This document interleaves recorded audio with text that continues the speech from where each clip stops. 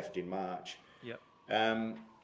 Yeah, so it was a bit of unfinished business, and I felt around 2005 I was ready. Family was sorted pretty much, and I thought I had enough capacity to take it on. So that was it, and I studied. My first unit was I finished my first unit in Baghdad in 2005, which was, I Wow. think, intro to psychology or whatever it was. But I've always been interested in it, Joe. It's just something. I think it's the most interesting of all subjects, and so that was it. And I just chipped away and chipped away. Finished my bachelor by 2012, so it was about 7 years. Was fortunate enough to get onto an honours program and finish my honours in 2015. And then Awesome. when I left the unit, a master's in psychology is full-time, face-to-face, because you've got to do placement times and clinical times, clinical time and all the rest of it. Right. So that's when I came to Melbourne, took a kind of semi-part-time role in a recruitment unit. Yep. And finished it there, and then registered. So, but it wasn't. I didn't really take it super seriously until after 2008. After I was wounded in WIA in Afghanistan, sent back to Australia, and that's when I was in danger of losing my leg, and that's when I thought, fuck, I've got to do something here. I can't. Yeah. If I lose a leg, I'll lose a job and a livelihood. Who's going to hire a washed up gunslinger with one leg? So that was when I thought, all right, I've got to take it seriously. So that's when I kind of got a bit more deliberate. Man, that's awesome. And so what happened in that? Was it gunshot? Was it an IED? What happened with your leg situation? So 2008, we drove over an IED, just returning back to Tarankout. The car I was driving struck the IED. Sean McCarthy was killed, sitting probably about a metre away from us, and the interpreter lost his legs in the back. And myself and another guy in the front were relatively unscathed.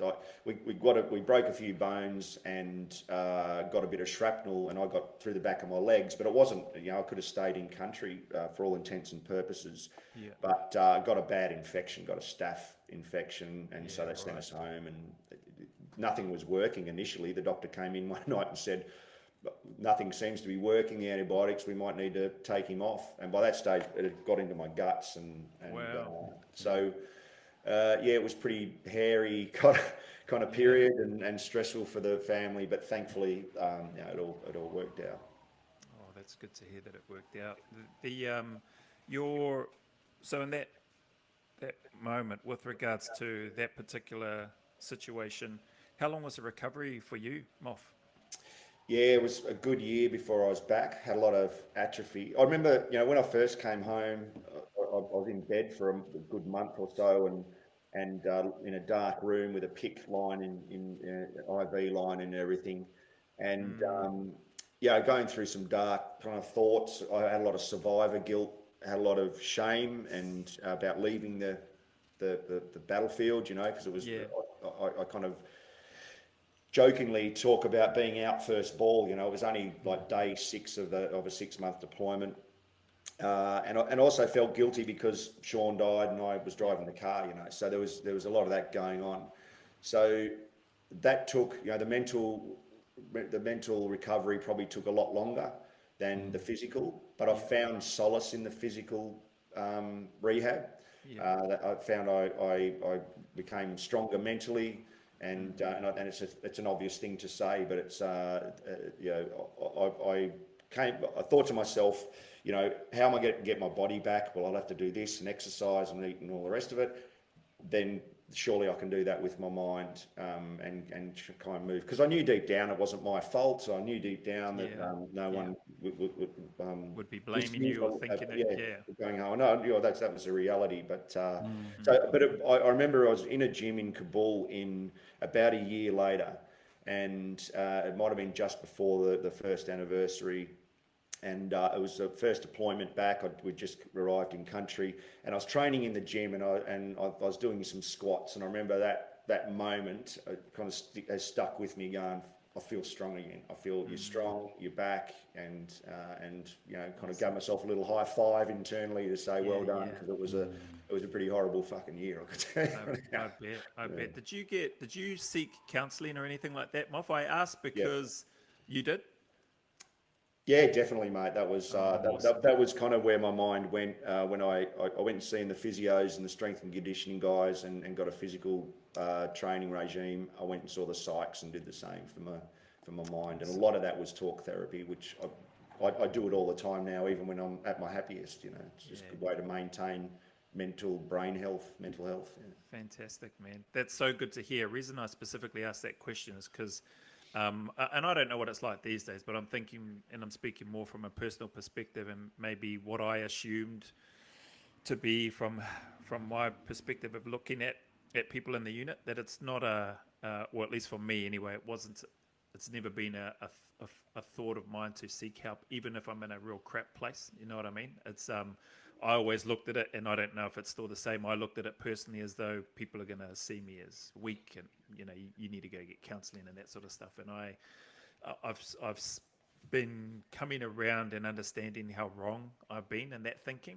and part of, you know, many aspects of what you're speaking about, and I'll get to the question that I want to ask you, it's really helped me reflect in very positive ways around my naivety and my immaturity and my pridefulness and egotistic mindset that I had those years ago around that sort of those sorts of things, because I didn't think that that's what men did, like particularly men within the Special Forces unit. And I was like, yeah, I'm not doing that.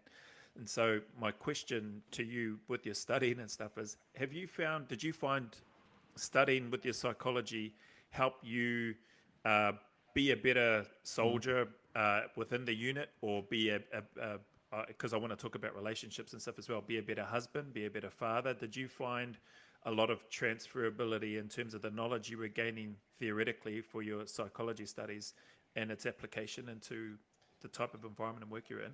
Yeah, mate. An overused But term. you immediately took responsibility for your weapon and your safety. Yeah. Whereas in the infantry, you just, I guess, in some ways, subconsciously subverted that safety to someone else. Yeah.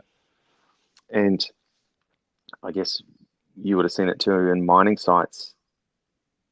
It's whether you delegate that safety to a work health and safety person, or whether you actually take responsibility for yourself. And the more you drive it from above, the less responsibility people take. Yeah, yeah. That's So right. it's finding that balance of, you don't want a young 17-year-old falling off a roof because an apprentice and becoming a paraplegic. And I see lots of those in the hospital. And I get angry when I see a young apprentice that's paraplegic from a work site, because I think, you know, that's not fair. Like a bloke that's 50, if he wants to walk around on a roof not roped in, he's probably got balance skills and risk from a lifetime of doing it that a young fella does not have. Yeah. So I want safety mechanisms in place for when people like my sons go to workplaces.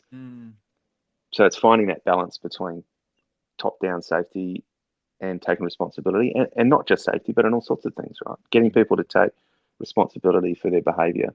Yeah.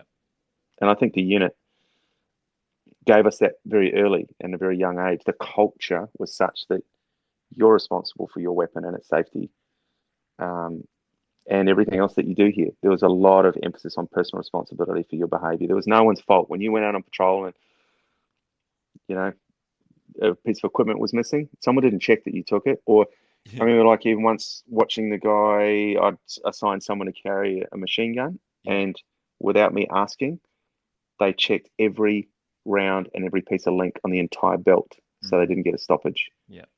Like, that's personal responsibility. You allocate someone to be the signaller. They go, right, I'm going to go and draw the radio. I'm going to refresh myself on it. I'm going to get the SIG out of bed at 2 a.m. and we're going to do some signals training. And I'd be wanting to go home and go to bed thinking, geez, these guys are still up, still checking all their gear, because they want to make sure it works for the patrol. Yeah.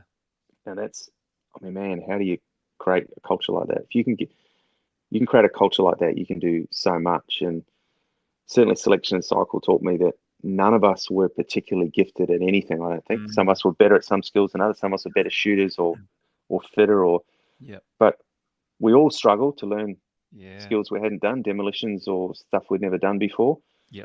but we applied ourselves. We had a really high work ethic. We supported each other, and we took the job seriously. We're like, right, I need to learn this because one day I'm going to be tasked to do it. And I've often thought afterwards, man, how do you engender a culture like that? How do you? We were subsumed into it. It was already there. It existed, a bit like an All Black culture. But how do you start that from scratch in a workplace? Yeah, and man, I love how you've mentioned that, because that's a piece that I've always struggled since getting out of the unit, or since leaving the Defence Force in general. That culture, that environment, everything that you just described, for me anyway, epitomized for me why I joined, why I wanted to be there, and how I felt, how it made me feel in that unit. And I've not, how great would it be to be able to take that and apply that model to whatever business you're doing, whether it's a doctor's setting, whether it's a business, whether it's whatever. It would be amazing. So yeah, I'm glad that you touched on that. And just that, again, another point that you touched on, that ownership, that extra, I guess, that taking ownership of those things, really stands out to me. There's probably one time that I remember on the black roll stuff, because there was a time they would let us practice on our cycle, drawing your pistol with no rounds and stuff in it, but having your teammate across from you. And I remember doing this drill with Aaron Pohatu. But the only time that we had our weapons checked, and it was probably the first couple of times by AJ and some of the other guys, was whenever before we did that drill, we'd have to unload it, clear it, and then show them that inspect and go, yeah, clear. And then they would let us go out and do that drill. Then after that time, after a couple of times, it was left up to us to make sure that, because we're going from the kill house to then doing dry drills, kill house, dry drills, you're taking your ammunition and stuff in and out of your weapon, and that loading, unloading action, all that sort of stuff.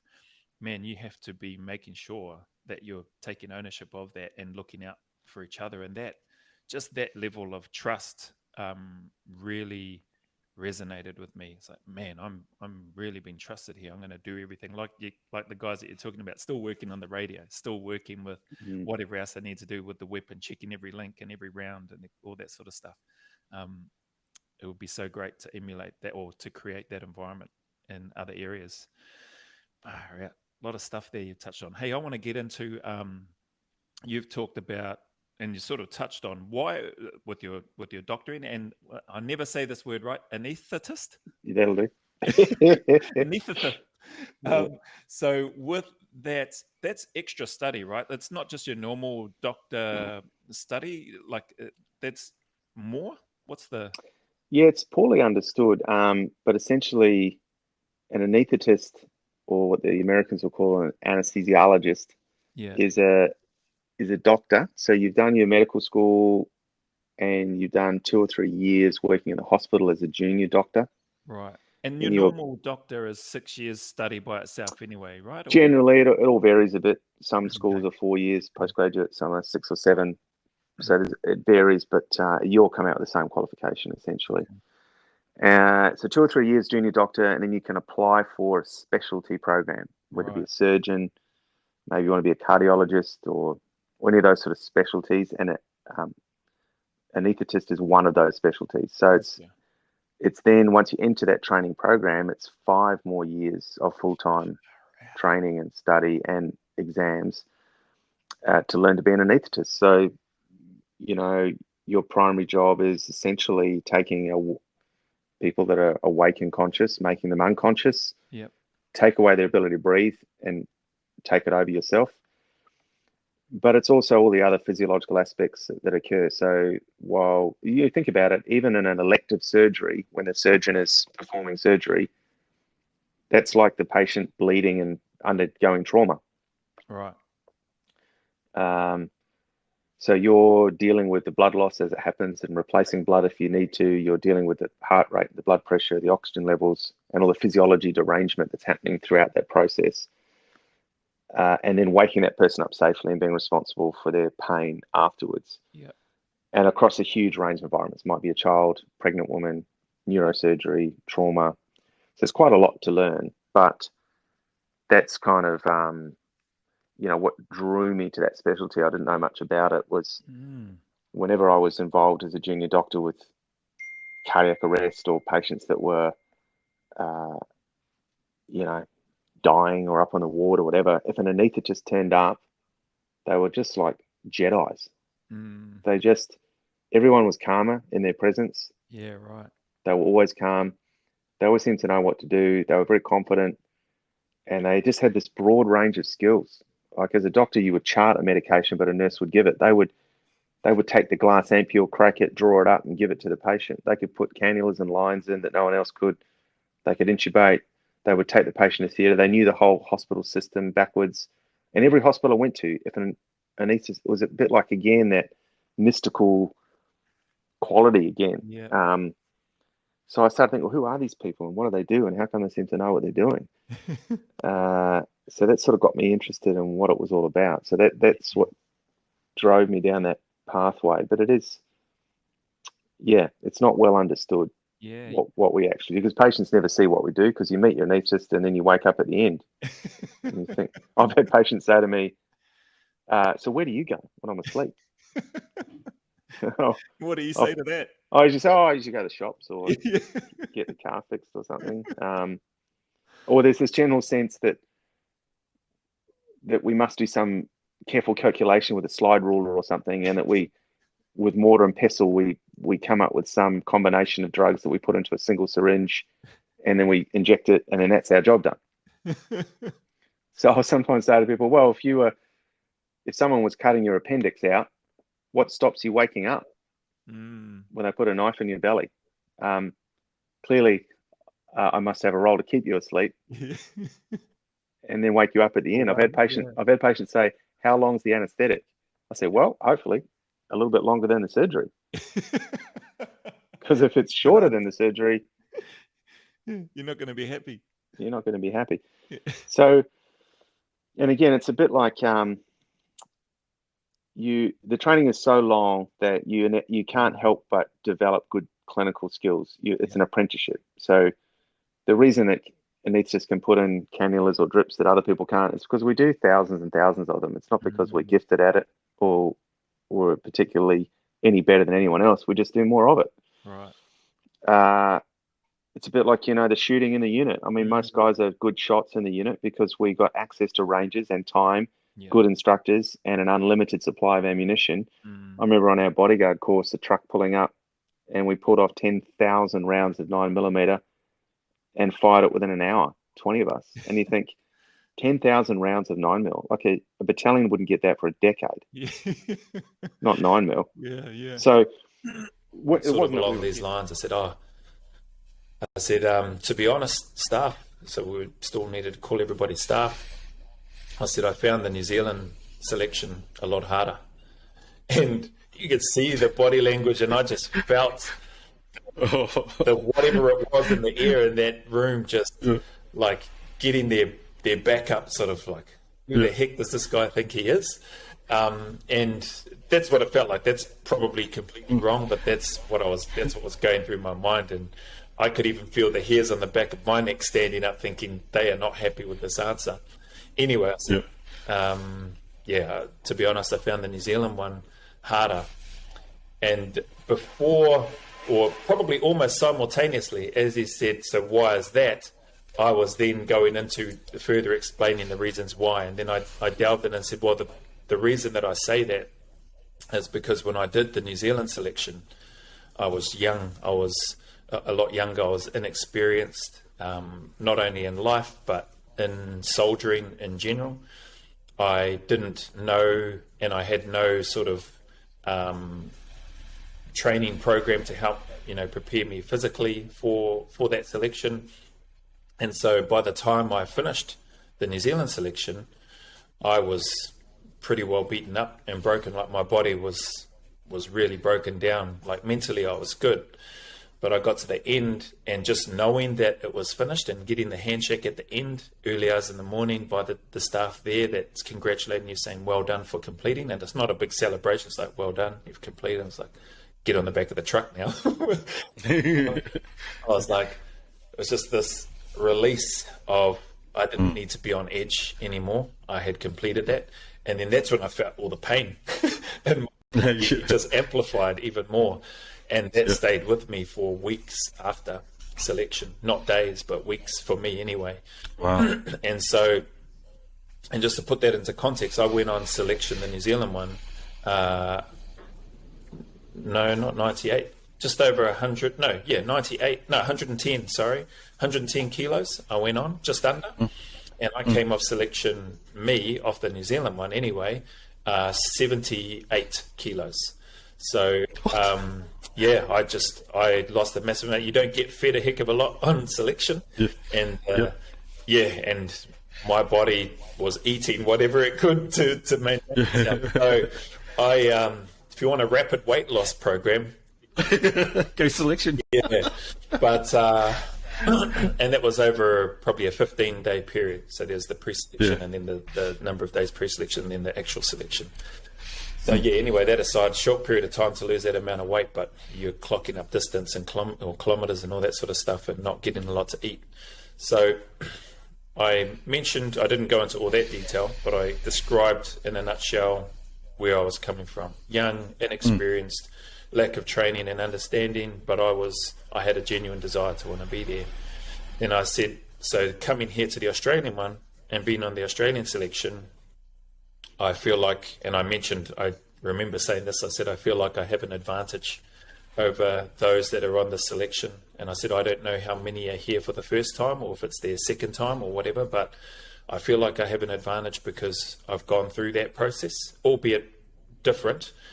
I have a better understanding of what to expect on selection.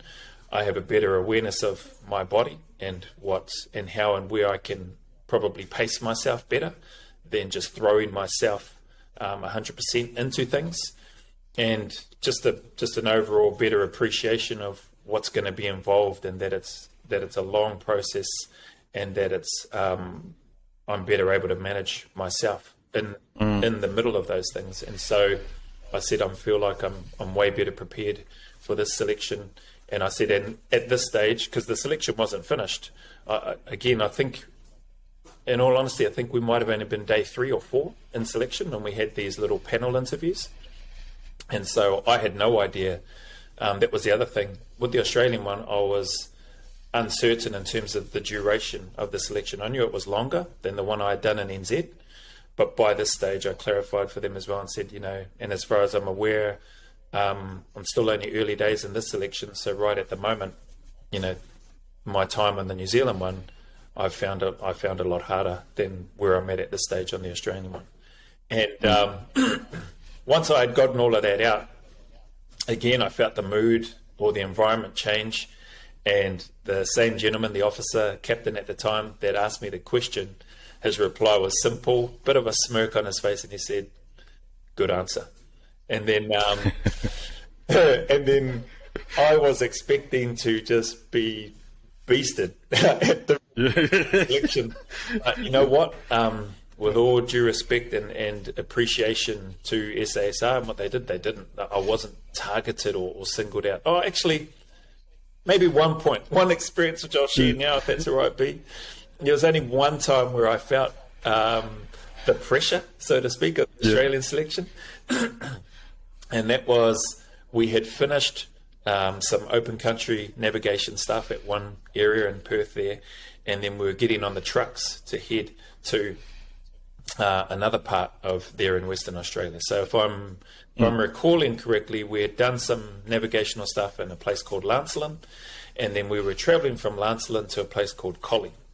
And so I had time then, I was then tasked after the Lancelin phase of the selection that I needed to learn the Australian national anthem. I was asked first if I knew it. And Kenneth 19, come on over here. And I got called over, went over, his staff, heels together, standing up as straight as I could. Do you know the Australian national anthem? I was like, I said, no, staff. He goes, wow, have I got something for you? Piece of paper.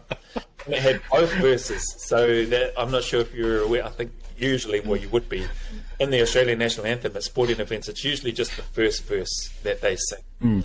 Well, he handed me the piece of paper that had both. And he said, you need to learn this, and you're going to sing it for us when we get to Collie. So the distance and time, that time I was wanting to try to use this to rest and sleep. And a large part of those that were on selection were able to use that time because they weren't tasked with having to learn the national anthem. They already knew it, more than likely. Yeah. But I had a really good friend, a number of good friends, but this guy I remember in particular stayed up. He may not remember, but he helped me, at least my recollection, for, if not most of it, then the whole way there. But Tim Allen is his name, and he helped me, always holding it and then quizzing me, and then I'd have to, try and sing it again and go, no, you got that wrong. Because what I was told is that if I got any word wrong, then everybody was going to be punished. So I was like, oh. So it was, I didn't sleep when I was on the vehicle, on the bus. Pretty sure we're on the bus, or maybe it was a Unimog. No, I'm pretty sure it was a bus that we travelled down on to Collie. So I'm trying to get this right, trying to get the tune of the song of the national anthem in my head. Anyway, I got to the end and did it. Long story short, I got called out. Everybody was lined up, and then the directing staff that had assigned me to do that said that I was now going to sing the Australian national anthem, and I had to sing it out as loud as I could. So I belted it out. I would have been flat as tired, and I felt I got the whole thing right.